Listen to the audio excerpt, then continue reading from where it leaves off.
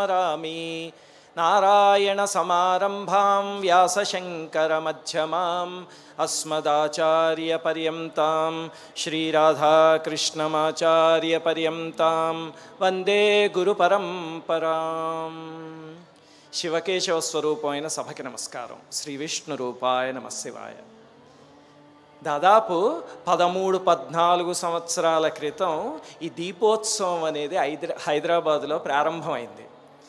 ఇప్పుడు ఈ సంవత్సరం జరిగింది కదా, దీనికి ఆ మొట్టమొదట జరిగిన దీపోత్సవానికి ఒక సంబంధం ఉంది, చాలా ప్రత్యేకమైనది. ఏమిటంటే ఆ మొట్టమొదటి దీపోత్సవంలో మొట్టమొదటి దీపం వెలిగించి అసలు ఈ వైభవాన్ని హైదరాబాద్కి కల్పించడంలో మొట్టమొదటి దీపం వెలిగించింది శృంగేరి జగద్గురువులు శ్రీ శ్రీ శ్రీ భారతీతీర్థ మహాస్వామి వారు. ఎప్పుడో 13-14 సంవత్సరాల క్రితం.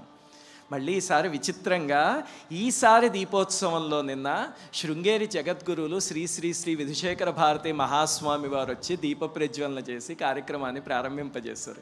అంటే అర్థమవుతుంది కదా, ఈ 2 కోటి దీపోత్సవాలు కూడా, ఈ 2 దీపోత్సవాలు చాలా ముఖ్యమైనవి. అసలు ఈ కోటి దీపోత్సవం వేదిక మీద అడుగు పెట్టని ప్రవచనకర్త కానీ పీఠాధిపతి కానీ ఎవ్వరూ లేరంటే అతిశయోక్తి కాదు. ప్రతి వాళ్ళు ఈ వేదిక మీదకి వచ్చారు, ఇక్కడ అందరినీ ఆశీర్వదించారు, ప్రవచనామృతాన్ని పంచారు. చాలా అద్భుతమైన వేదిక ఇది.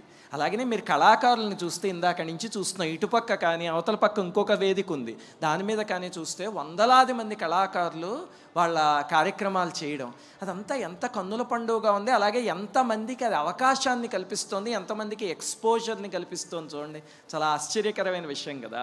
అది పక్కన పెడితే కింద విగ్రహాలు అవన్నీ చూడండి. ఈరోజు అనంత